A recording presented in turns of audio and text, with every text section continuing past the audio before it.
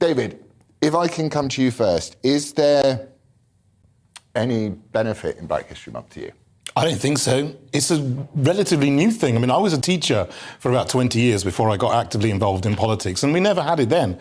And everyone was happy. Nobody sort of really noticed there was any deficiency in the education, history education. But then you have these subjects like PSHE and citizenship, which are relatively new subjects, and they get added to, and the government puts more and more things on with social dimensions and so on. All of the kind of things which you talked about there, intersectionality, the Black History Month, the LGBTQ History Month and Pride Appreciation Day and all this, they sort of get put into this subject, and it's almost like indoctrination into some kind of critical race theory, critical gender theory, sort of, you know, beast that is being put into children, and they get all kinds of terrible guilt from it. You know, the point about Black History Month is, it seems to me, it's not so much celebrating, you know, good black people. I mean, Clarence Thomas, for example, Supreme Court judge, Candace Owens, and so on. If you talked about people like that, brilliant. But it seems to me they're not politically black, though. They're racially black. Okay, in the intersectional world, you've got to be politically black and racially black. Sophia, is there a danger in speaking to young children? Yeah. About immutability? Do kids notice skin colour? Is it important that we raise all kids, if we want to be a genuinely progressive society, that you're equal and that you each have the opportunity of your life? We live in a meritocratic world. What would you say? Well, yeah, of course. I mean, I think super young children, I feel like they don't see colour. I feel like as they get older in teenage years and they're influenced from around them, their parents, who they hang out with, their families and stuff, they begin to see colour. They begin to copy what their parents and what their families do.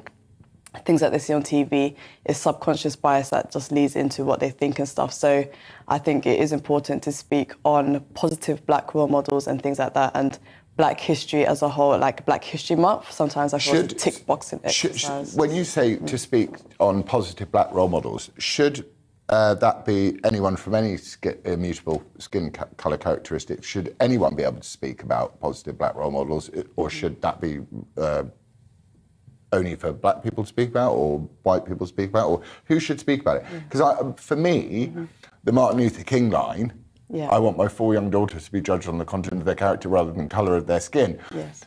We were there, and now we're going, no, we must talk about skin colour again. So, and I find it very, very painful, actually, in a lot of ways. I think it's divided society. What would you say to that? It's like, it's pros and cons. We do need to address skin colour because racism does exist. Direct racism, though, or systemic racism? Bit of both. Really? Yeah.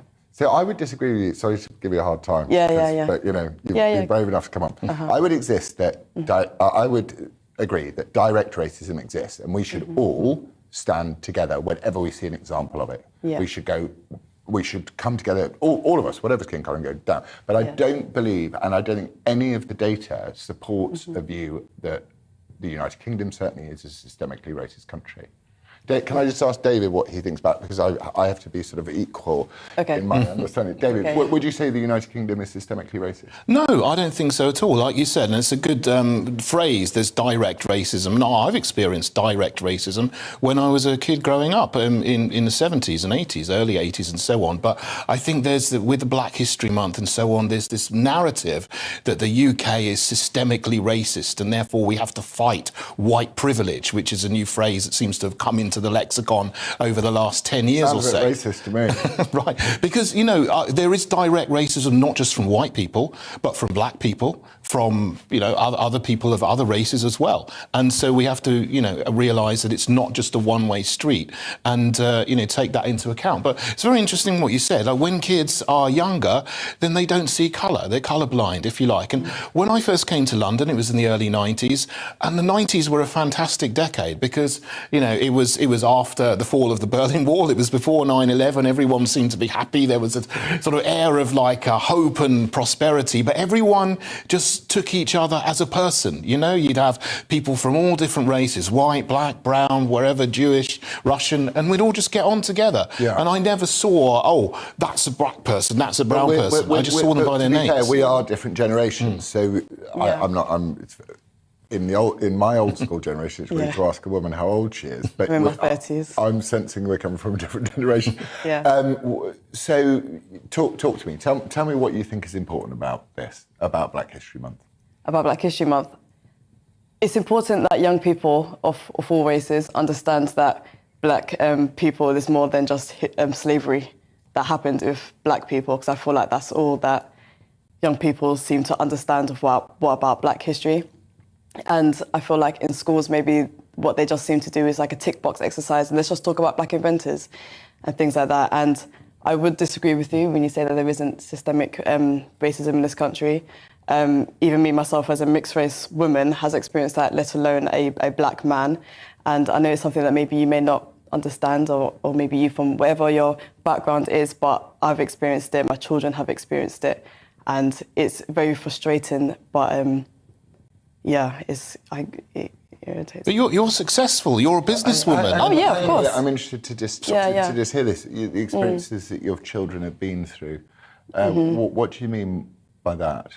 I feel like sometimes they get looked at a certain way because of how they look. For example, Do you feel that they're looked at a certain way, or you have evidence that they're looked at a certain way? Well, I feel that way. And it's hard to prove it. So someone just saying like the N-word at someone, that's obviously racist. But how someone treats someone based on the colour of their skin, which I can see that's clear that's happened. If my sons, who are Black, are out with a group of their white friends, for example, we was in Thorpe Park yesterday and it was Friday night, and the zombies were walking around and chasing people. Out of all of their friends, she chose to say, these lot were the ones that were being rude, not these lot. And she pointed at all the Black boys in the group and not the white ones. She? The security. Right, so you're... But they were all doing the exact same thing. They were all mucking around, being boisterous, but yet she pointed out. And do you think that there is a problem when we take two immutably coloured skin groups, white and Black, and we tell one group of those people that they are the victims of an oppression that they may yet be to see or experience? I mean, I certainly know with my own kids, it's really difficult to explain to them simple things, let alone complicated things like that. Do you think that we're subjugating people by telling them that they're the victims of oppression, and that we should, as a country, stand up and turn around and go, we are all equal, we're all as British as each other? Yeah, of course. I never tell my children that they're victims and, the world is against them, and because you're Black, you're going to be trod on and stuff like that.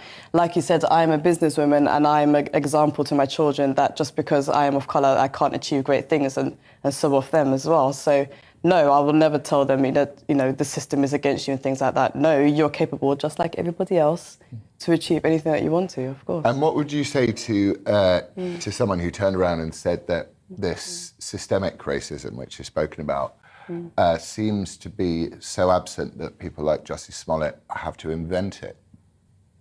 Yeah, I don't know why he would do something like that. And the girl in the netball team last week in America who said that she was called the N-word. And they did a thorough investigation if she wasn't. The fake news in the NASCAR rally, in the NASCAR garages. David, do you think we've gone too far with this? Yeah, I think so. And like you say, some people are just making up stories. And also, you get these accusations based on how people feel. I feel someone looked at me in the wrong way. And then therefore that's an indication of systemic racism. But no crime has been committed. No one said anything even that's, bad or wrong or illegal. But then there's this sort of narrative built up that feeds into the whole critical race theory. And then you level the accusation that the society is systemically racist.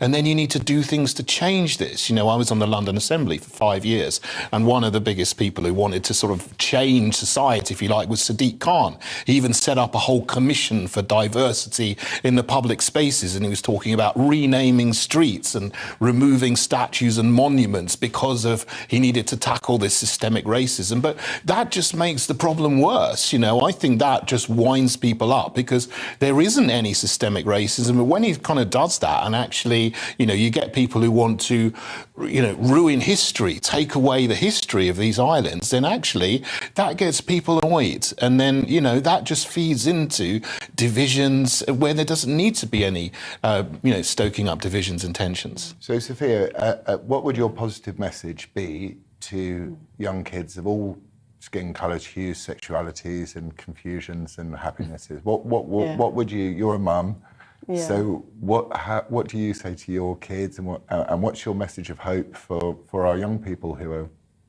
right in the mix of this? Just to accept and just be loving to everybody. I mean, it's just, we are all literally the same person. We all just have different pigmentations of our skin. Like, that's literally it. We're all equal, and let's just take people for how they are, not just because of the shade of their skin. Oh, man. I think we all agree. Yeah. We ended up agreeing. Sophia, thank you so much. David, thank you so much for joining and having a lovely conversation. I feel really uplifted by it. Thank you. Okay. So, thank you to Heritage Party leader David Kurten and Sophia Strachan. That was really interesting and lovely. CEO of Young Persons Charity, Just As You Are.